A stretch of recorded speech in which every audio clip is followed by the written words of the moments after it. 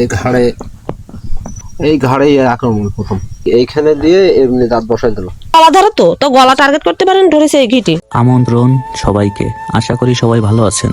আজ আমরা খুলনা জেলার দাকক উপজেলার বানিশান্তা ইউনিয়নের খেজুরিয়া গ্রামে, সুন্দরবনের একেবারে পাশের এই জনপদ।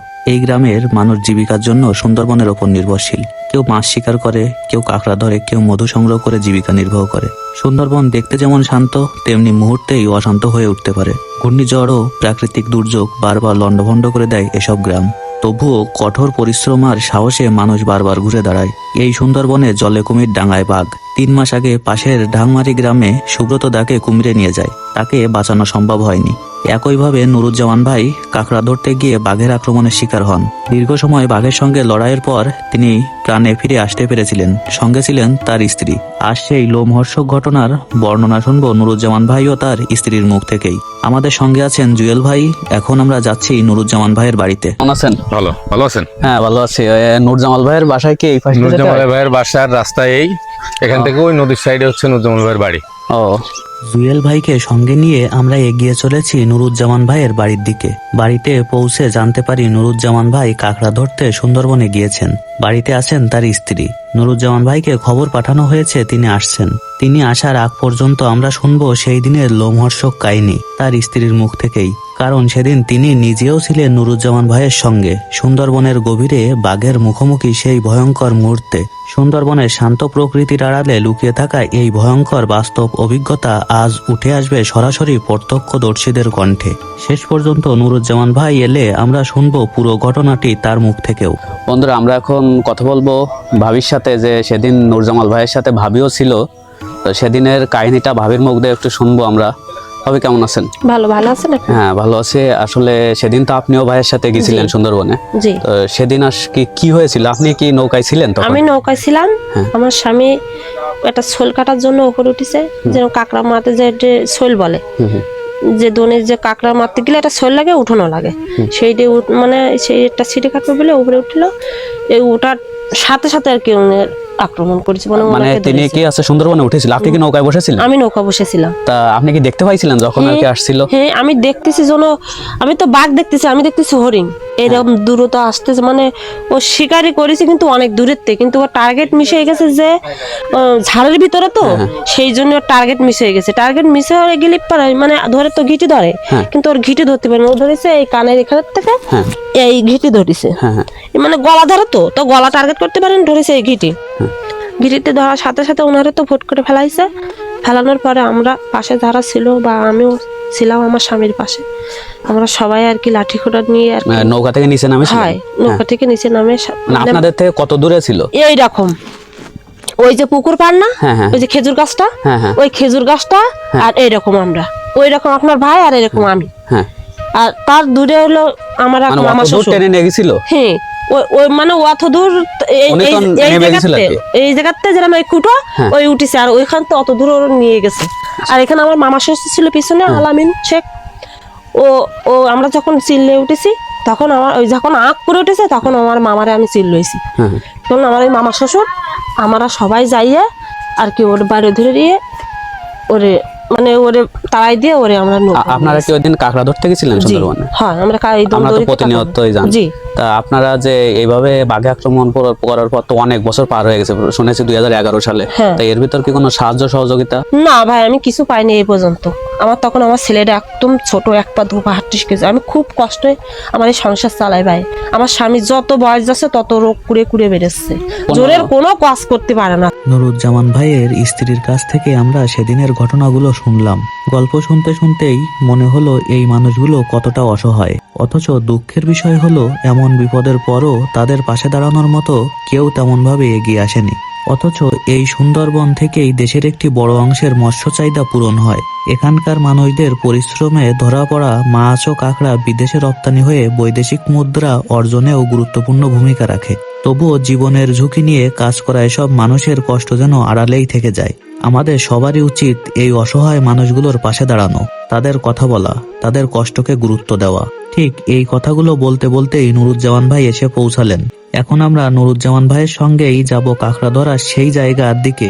সেখানেই বসে আমরা শুনবো সুন্দরবনের ভেতরে বাঘের মুখোমুখি হওয়া সেই লোমহর্ষক বাস্তব অভিজ্ঞতা সরাসরি তার মুখ থেকেই।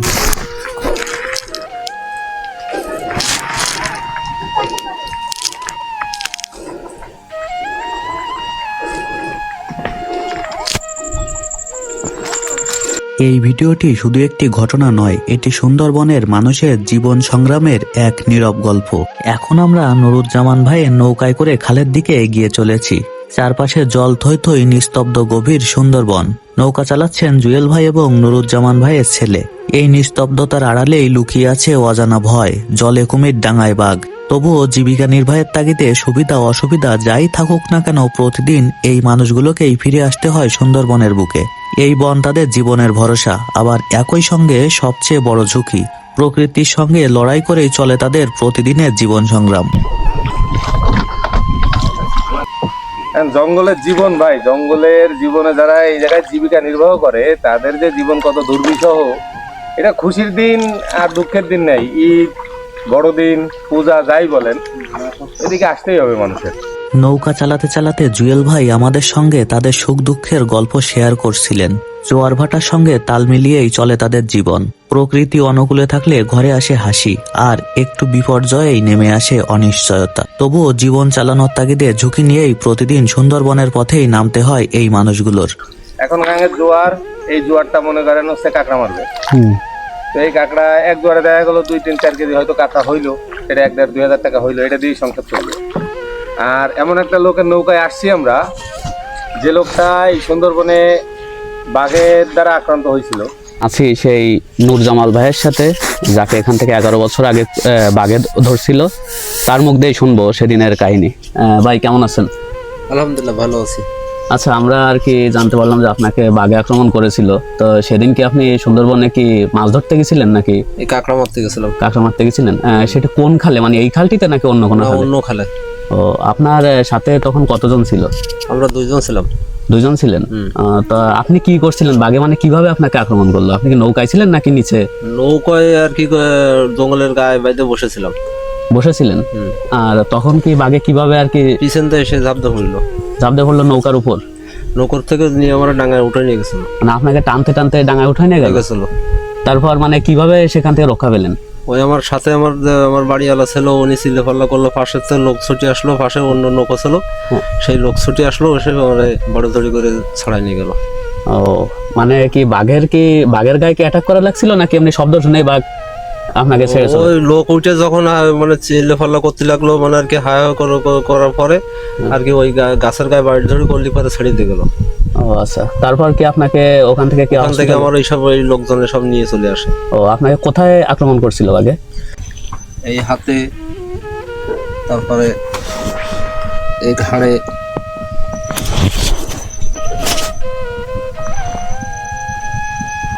এই ঘাড়েই আক্রমণ প্রথম, এইখানে দিয়ে এমনি দাঁত বসাই দিল। আবার এই বুকে আছে।